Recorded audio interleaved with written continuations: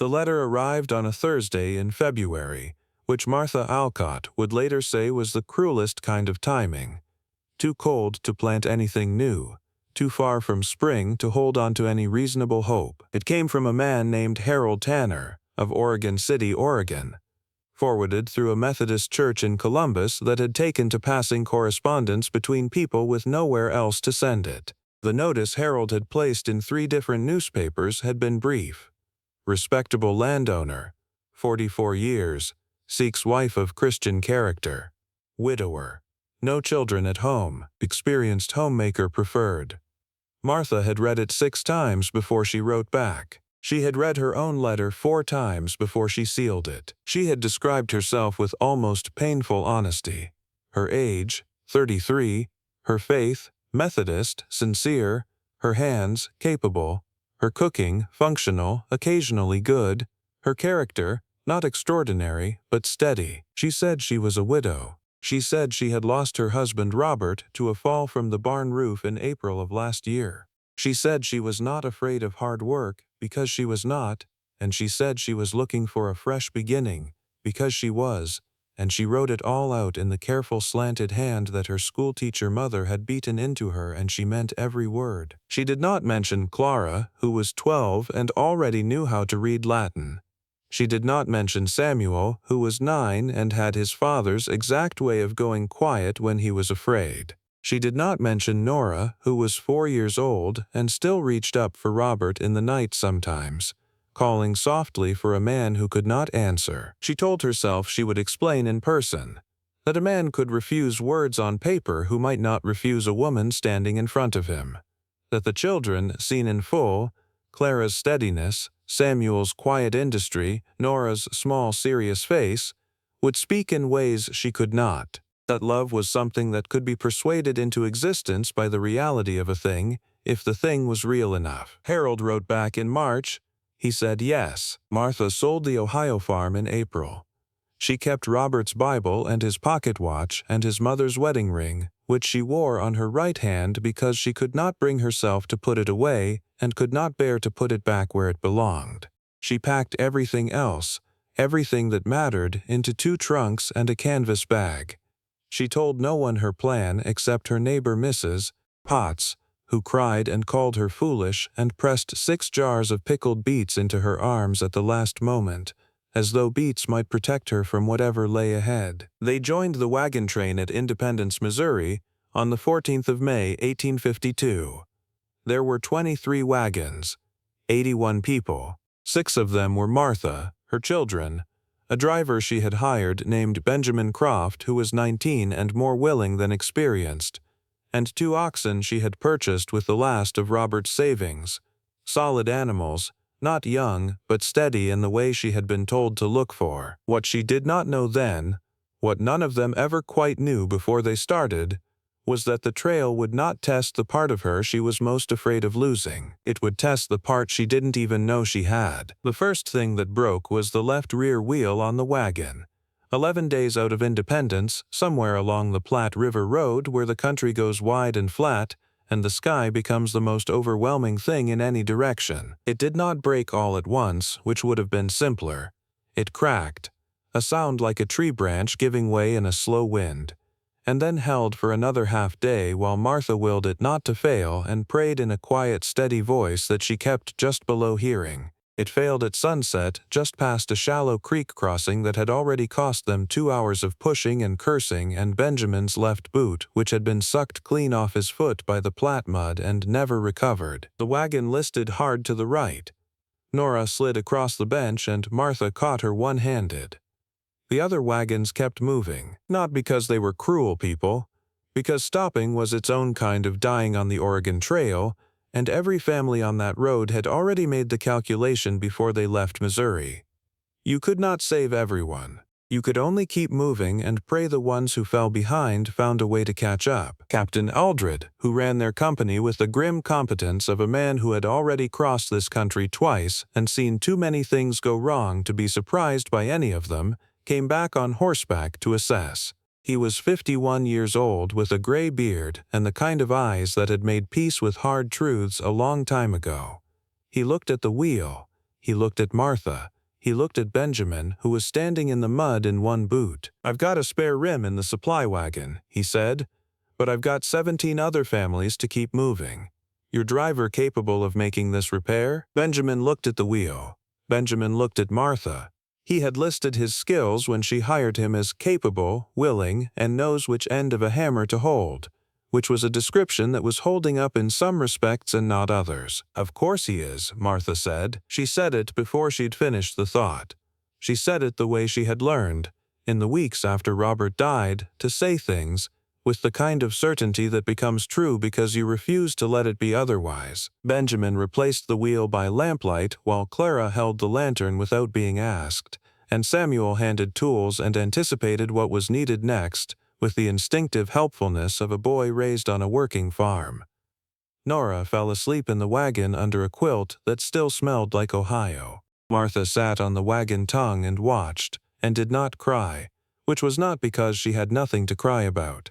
She simply did not have time for it, and she had found that time was the thing crying required most. They caught up with the train at dawn.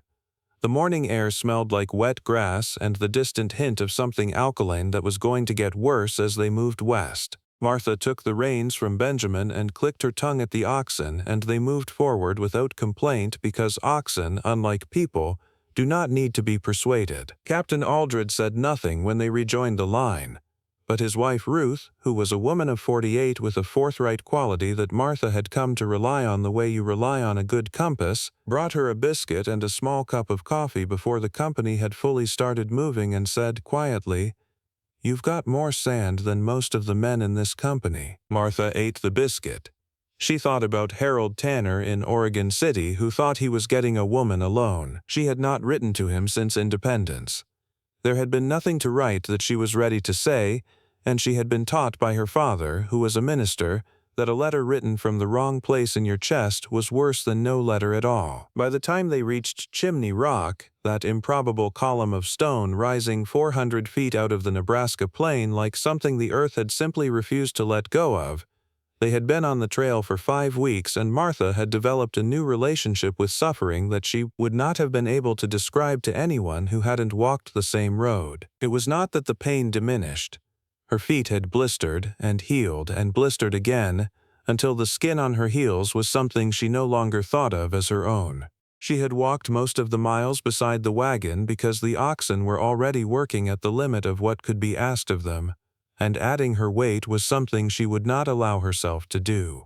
Clara walked with her without being asked. Samuel ranged ahead and behind, the way 9-year-old boys do when the world is something to be scouted rather than endured. Nora rode in the wagon when her legs gave out, which was most of the time, but she stood at the front of the wagon and narrated everything she saw in a low continuous commentary that Martha had learned to find comforting rather than exhausting. At Chimney Rock, Nora climbed down and stood in the shadow of it with her small hands shielding her eyes and said, in her particular serious voice, "Mama, it looks like God made it when he wasn't paying attention." Something cracked loose in Martha's chest.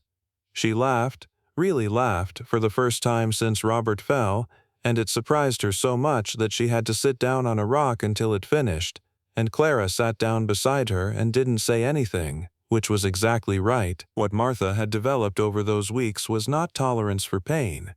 It was more like a rearrangement of expectations. She had stopped waiting for things to get easier. She had stopped measuring the road against Ohio or against any road she had ever known. She had started measuring in much smaller units. Today's water was clean. Today the axles held. Today Nora found a blue feather and carried it in the band of her hat for 6 miles like she had been crowned queen of something. The people in the wagon train had stopped, somewhere between the Big Blue River crossing and Chimney Rock, telling her she shouldn't be doing this. They had started, instead, in small ways, treating her like someone who was. Captain Aldred deferred to her judgment on matters of camp arrangement. The Schmidt brothers, who had been skeptical of her oxen since Missouri, had quietly begun checking their feet at each stop and reporting their condition to her in the morning. Mrs. Aldred saved her the portion of supper closest to the fire, the warmest part, the part that had cooked longest. These were small things, but on the Oregon Trail in the summer of 1852, small things were the only currency that mattered. What they did not add up to was the letter she still had not written to Harold Tanner. She wrote it on the 6th of July, by firelight, with Nora asleep against her left side, and the sound of the prairie insects making their enormous invisible noise in the darkness beyond the circle of camp. Clara sat across from her, mending the knee of Samuel's second-to-last intact pair of trousers with the careful economy of a girl who understood that intact trousers were now a finite resource. Martha wrote it honestly. She told Harold about the children, their names, their ages, their natures as well as she could render them in the space that a letter allows. She told him she should have said so from the beginning. She said she had been afraid, and she named the fear plainly because she had found, over these months, that unnamed fears were larger than named ones. She told him she was a coward in the one place she had promised herself she wouldn't be, and she was sorry for it. She told him he was free to write back and say he had changed his mind. She said she would understand, and she meant it. Or she meant it as much as you can mean something when the alternative is a kind of falling you can't fully contemplate. She told him she would keep moving west regardless. She had come 900 miles. The math of turning back no longer added up to anything survivable. She folded it. She sealed it with the stub of candle wax she had been carrying in her apron pocket since Ohio. She held it in her hands and looked at the fire for a long time. There was no postal service on the Oregon Trail. There were occasionally riders going east, men who had turned back, or men who made a living carrying mail for pay along the route. She asked Captain Aldred the next morning. Might find someone at Fort Laramie, he said, looking at the horizon with the expression he wore when calculating distance. Week and a half out. Maybe 2 weeks, depending on the river levels at the Sweetwater. She put the letter in her apron pocket. She walked the next 11 days with it there, against her hip, a steady small weight. Some mornings she thought she could feel it. Some mornings she forgot it entirely until she reached in for something else and felt the wax seal under her fingers. Some mornings, before the camp was awake and before she had let herself think about the day, she took it out and held it in both hands like something that needed to be protected. Fort Laramie came into view on a Tuesday morning, the 20th of July, when the heat was already climbing and the air smelled of dust and horse and distance. The mountains to the west were visible for the first time. The Laramie Range, white-capped, enormous and startling in the way that things are startling when you have been told about them all your life but have never actually seen them standing there in the world. Clara saw them first. She grabbed Martha's arm and pointed and said nothing, because some things have already said themselves. Martha stood still at the side of the road for a long moment, the mountains at the horizon and the letter in her apron pocket, and thought with a clarity that surprised her. I have come this far. Whatever happens next, I have already come this far. Nothing that happens forward can take this backward. It was not a grand thought, but it was a true one, and on the trail, true was enough. Fort Laramie was not what she had imagined, which is to say it was exactly what it was. A trading post, a military garrison, a place where the exhausted met the opportunistic and everyone was negotiating something. There were wagons everywhere, dozens of companies stopped to rest and resupply. Animals and noise and the smell of everything that animals and people and 4 months of trail produce when gathered in one place under a summer sun. Men selling goods at prices that would have been criminal in Ohio and were apparently routine west of the Missouri. Women moving between camps with the purposeful efficiency of people who have learned to accomplish every errand in the window of time that the trail allows. Martha handled the practical matters first, because she always did. She sent Benjamin for supplies with a list she had been keeping in the back of Robert's Bible for 3 weeks, things they were low on, things they were nearly out of, things she wanted to have before the mountains. She made camp with the economy of someone who had done it 67 times and had stopped noticing that it was remarkable. She settled the children. Then she looked at the letter in her pocket and walked to the trading post. The man behind the counter was barrel-chested and looked at her with the professional neutrality of a man interested in her money and indifferent to her circumstances. He said there was an eastbound rider leaving in 3 days, 15 cents to send a letter. No guarantees of delivery, but a reasonable expectation. She put the letter on the counter. She put 15 cents beside it. She kept her hand on the letter for one breath longer than she needed to. Long enough for the man to notice and say nothing, which was a kindness of a kind. She lifted her hand. She walked out into the July heat. She did not look back. What happened next happened because of Nora. Martha had set her in the shade of the wagon with a tin cup and a stick and explicit instructions to stay. Martha had gone to speak with Mrs. Aldred about the water situation at the next stretch of trail. The alkali flats were ahead, and the bad water that could kill a team in a day if you weren't careful. This conversation had taken 20 minutes, perhaps 25. When she returned, Nora was not in the shade. Nora was not in the wagon. Nora was not visible in any direction within the immediate range of a 4-year-old's possible travel. This information entered Martha's body before her mind had time to process it, and the 3 seconds it took her to start moving felt like considerably longer. She found her at the horse corral of the ranch operation a quarter-mile north of the fort. It was a well-maintained property, a log house, 2 solid barns, a corral holding horses that were in noticeably better condition than most of the animals she had seen since Missouri.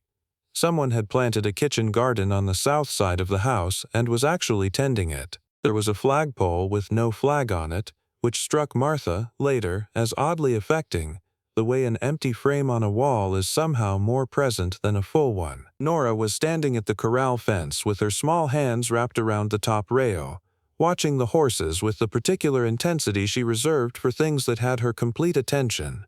A man was in the corral working a bay gelding on a long line, circling, pausing, circling again, the slow patient work you do with a horse that has been spooked and needs to learn, slowly, that the world is not always about to hurt it. The man stopped when he noticed the child. He was perhaps 40, 42, dark hair going silver at the temples, a face that had spent considerable time in weather and had the settled look of a man who had made peace with who he was and where he was, and stopped negotiating either. He was not large, but he was solid. The kind of solid that comes from actual work over actual years, not the performed strength of young men trying to look formidable. He looked at Nora. He looked at Martha arriving behind her, somewhat breathless. He said, to neither of them in particular, "She yours." "She is," Martha said. "I'm sorry. She was supposed to stay. She doesn't always stay." He looked at Nora again. Nora had not moved. She was watching the bay gelding with the absorption of someone who has found the only thing worth looking at. "She's not bothering anything," he said. "She does that, finds something that interests her, and stops entirely. Like someone put a pin through her." The man almost smiled. He looked at the bay gelding. "That one has been difficult," he said. "Spooked at a river crossing 3 weeks ago. Still not fully right, but she's been standing there 5 minutes and he's calmed more than he has all morning." He let Nora watch the horse for another quarter of an hour. He didn't press conversation. He asked Martha where they were headed. He said Oregon City the way a man says the name of a place he has thought about differently on different days. He asked how long they had been traveling. He did not ask where her husband was, which Martha noticed and catalogued, without quite understanding why. His name was James Whitfield. He had been at Fort Laramie for 11 years. He had a ranch, the log house, the good barns, the horses. He supplied remounts to the military garrison and occasionally to wagon companies that had lost animals on the trail. He had not been east of Cheyenne in 6 years, he said, without elaborating on whether this was by choice or circumstance or some combination of the two that had eventually become indistinguishable. When it was time to leave, Nora did not leave voluntarily. James Whitfield reached down and lifted her in one easy motion, the way a man lifts a child he has lifted children before, and handed her to Martha with a particular kind of care, the way you hand someone something that matters to them and you understand that it does. "Careful traveling," he said. Martha said thank you. She walked back toward camp with Nora on her hip and told herself she was not thinking about anything in particular. She did not expect to see him again. Fort Laramie was a stopping point, not a destination, and she was practiced by now at not lingering on stopping points. He came to their camp that evening. Ostensibly, he had heard from one of the Schmidt brothers that 3 of the company's oxen were favoring their left forelegs, and he knew something about trail animals and offered to look. Captain Aldred accepted with the pragmatic gratitude of a man who had learned to take competence wherever it appeared. James Whitfield assessed the oxen and made recommendations that were implemented immediately, and that the Schmidt brothers, who had been skeptical of most advice since Missouri, confirmed were correct. The animals looked better by morning. He stopped at Martha's wagon on the way out. Clara was at the fire. Samuel was nearby in his characteristic posture of appearing to do nothing while in fact recording everything. Nora was asleep. James took off his hat. He said, "How are your animals?" "All right," Martha said. "Benjamin checks them every morning." He looked at their camp with the same attention he had given the horses, careful, systematic, genuinely interested. The arrangement of it, the way everything was placed with purpose, the fire positioned for both warmth and practical use, the wagon organized so that what was needed first was accessible first. He was reading it the way some people read a room and understand the person who made it. "You're doing this alone," he said. Not a question, not an accusation. An observation from a man who observed things carefully. "I have Benjamin," she said. "And Clara's 12 and entirely—" "That's not what I meant." She looked at him. He looked back at her without apology or intrusion. The direct, even gaze of someone who has learned that the truth, looked it straight, is less dangerous than the truth looked it sideways. "No," she said after a moment. "I suppose I am." He was quiet. He put his hat back on. He said, "There's supper at the house if you wanted it. You and your children. No obligation attached, just supper." She went because Clara said they should, and Clara at 12 was frequently right about the things that Martha was too tired to think clearly about. The log house was warm and unexpectedly well kept, in a way that Martha had not been prepared for. Not the austere disorder she had half anticipated from a man living alone for years, but a place that had been made genuinely livable by someone who either cared about such things from the beginning or had learned to over time. There were curtains on the windows, lace ones, slightly faded from sun. There was a braided rug on the plank floor. 2 shelves of books, more than she would have expected, organized with the informal intentionality of someone who actually read them. He had made venison stew, cornbread. He had made enough for 5, which meant he had expected them to come before he walked over to ask. Clara saw the books and asked about them immediately, with the direct confidence of a child raised to believe that curiosity was the most respectable impulse a person could act on. James Whitfield answered her with matching directness and genuine attention, like someone who found the quality admirable and was not condescending about the source of it. Samuel ate 2 full bowls of stew and sat close to James in the way that 9-year-old boys without fathers sit close to men they decide, quickly and with the instinct of the very young, to trust. Nora fell asleep between the first and second course, her head dropping to the table with the gentle finality of a child who has decided the evening is over, and James Whitfield moved her to the small settee by the fire and covered her with a wool blanket without being asked, without looking to Martha for guidance, with the particular matter-of-fact tenderness of someone who has done this kind of thing before and didn't decide to do it, just did. Martha watched him do it. She thought about Harold Tanner, about a letter traveling east right now in the pocket of a man on horseback, carrying her confession across the hundreds of miles she had already covered. She thought about what kind of man reads a letter like that and decides. She thought about what she knew of Harold Tanner, his handwriting, his economy of language, his modest description of what he wanted. She thought about what she did not know, which was everything else. After supper, when Clara had taken Nora out to the wagon to settle her properly, and Samuel had followed because he always followed Clara when he wasn't certain what else to do, Martha sat at the kitchen table with a cup of coffee, and James sat across from her with his, and neither of them said anything for a moment in the way that sometimes is more comfortable between 2 people than it has any right to be this early. He said, "Where is it you're going, exactly?" She told him. She told him the whole of it, the newspaper notice, the letters back and forth across the winter, the lie of omission that had seemed practical in February, and felt considerably different now, the letter she had finally sent that morning, She told him with the flat directness of someone who has been carrying something heavy for a long time and has arrived, finally, at a place where putting it down for a moment seems possible. He listened without interrupting. When she stopped, he looked at his coffee. "And if he says no?" he said. "I keep going," Martha said. "There's land available in the Willamette Valley. I have some money left, not much, but some. Clara's old enough to help in ways that count.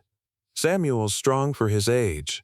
She paused. She had said "we" so many times over these months that she sometimes forgot, when she was tired, that the "we" was 4 people who had started as 5. "We'll manage something. You've already figured all of it out," he said. Not sarcastically.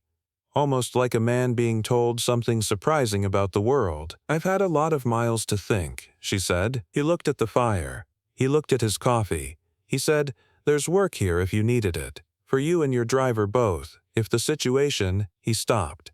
"I'm not saying it like, I mean it practically. I'm going to Oregon," Martha said.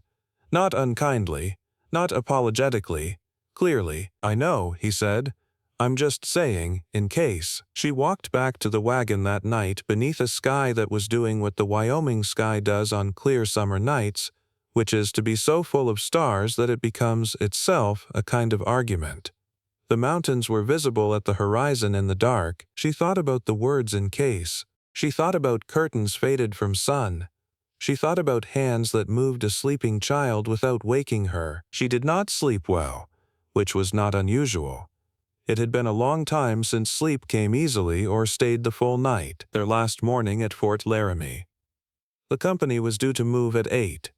Martha rose at 5 as she always did. Started the fire, measured the day's flour, checked the oxen, spoke with Benjamin about the condition of the wheel rims.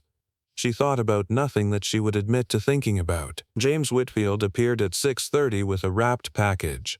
Dried meat and hardtack, and a tin of pipe tobacco for Benjamin, who he had apparently spoken to and noticed, and the bay gelding on a lead. The horse was beautiful, even to eyes that were not especially accustomed to beautiful horses. 15 hands, maybe a little more, well-muscled and well-mannered, standing with the alert calm of an animal that has been trained by someone who understood that calm must be taught, not assumed. "He knows mountains," James said. "Trained him myself before the river spooked him. He's right again now." He looked at Martha. "I want you to take him." Martha looked at the horse. She looked at James. "That horse is worth more than my wagon and everything in it," she said. "Yes," he said. "You don't know me." "I know enough," he said. His voice was level.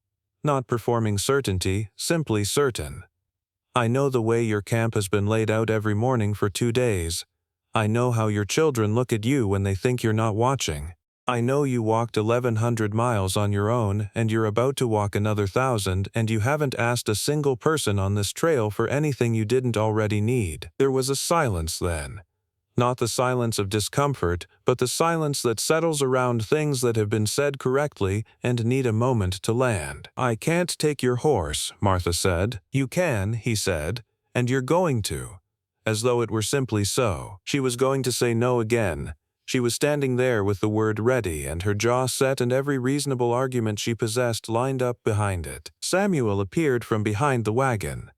He looked at the bay gelding with the particular wanting of a boy who has learned, earlier than most boys should, that there are things he should not ask for. He looked at James. He looked at his mother. He did not say anything because he had his father's gift for knowing when words would not help. James said, to Samuel, not Martha, "You know how to care for a horse?" Samuel straightened. "Yes, sir. My father taught me." "Then you'll be in charge of him." James said it like a man giving a boy an actual responsibility, not a courtesy. He needs someone who will talk to him in the morning before the day gets started. Something low and quiet. It doesn't matter what you say, just that you say it. Samuel nodded with the gravity of someone who has been entrusted with something real and knows it. Martha took the horse. She was 12 yards away, walking back toward the wagons, Samuel already talking quietly to the bay in a voice she couldn't quite hear. When she stopped, she turned around. Clara had already gone back. Samuel had the horse. Nora was still asleep. For one moment there was no one watching, no one needing, no one requiring anything from her, and she turned and she looked at James Whitfield standing in the early morning light of Fort Laramie, and she said, "Come to Oregon." She had not known she was going to say it until she said it. It arrived between them with the weight of something that should have been thought through and somehow didn't need to be. He looked at her, she looked back. She was aware of the letter she had sent, already gone, already beyond recall, and what she felt was not guilt, exactly, but something that knew its own timing, something that was aware of what it was doing and was doing it anyway. "You've got a man waiting in Oregon City," he said. "I've got a letter waiting in Oregon City," she said, "from a man I've never met." He was quiet. I don't know what I'm saying," she said, which was almost true, and also the truest thing she had said in months. "I'm saying you could. That's all I'm saying, if you wanted to." He looked at the mountains to the west. He looked at the fort. He looked at the ground for a moment in the way a man looks at the ground when he is trying to be fully honest with himself about something, when he is not going to say the thing until he is certain it is true. He said, "I've got a ranch. I know. I've been here 11 years. I know." He looked at her. "3 children," he said. Not like an objection, not like a weight on a scale, like a fact he was naming so that it was named, so that it was between them without ambiguity, so that she would know he had heard it and was including it in what he was about to say. 3 children, she said. She did not apologize for them. She did not qualify them. She stood with them the way she had learned, somewhere around the Platte River crossing, to stand with things that were true, simply, without flinching. The pause was long enough that she thought she had made a mistake. She was already composing her face into the expression she would wear while walking back. Calm, unaffected. A woman who says things and is fine regardless of what follows. He said, quietly, with the same simplicity he brought to everything, "Bring them all." He did not come to Oregon that autumn. He came in the spring. He spent the fall and winter settling his affairs at Fort Laramie, with the careful deliberateness of a man who is certain of what he is leaving toward, and therefore has no reason to rush it. He sold the ranch in October to a cavalry officer who had been admiring the horses for 2 years and was grateful for the opportunity. He spent the winter in Cheyenne.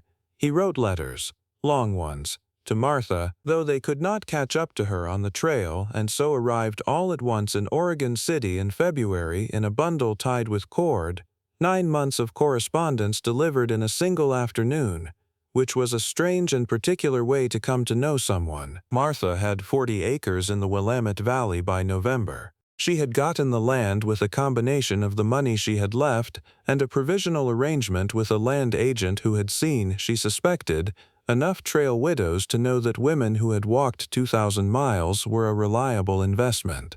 Benjamin had stayed, had turned out, improbably and to everyone's surprise including his own, to have a genuine instinct for Oregon soil.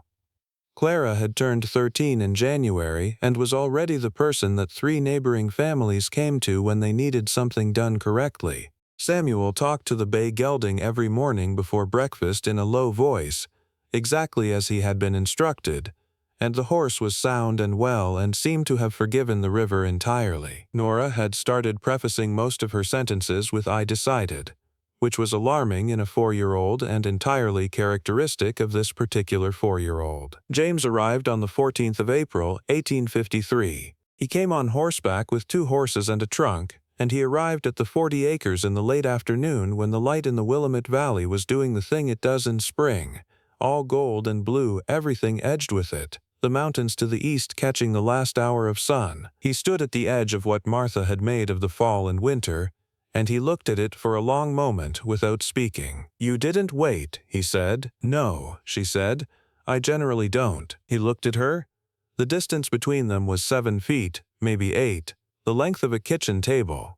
She was 33 years old. She had walked 2,000 miles, and she was standing on her own land in Oregon, and she was thinking about many things at once in the way that moments of arrival allow. Robert, and the barn roof, and Ohio in February, and the letter she had carried in her apron pocket for 11 days before she let it go. Nora's voice at Chimney Rock.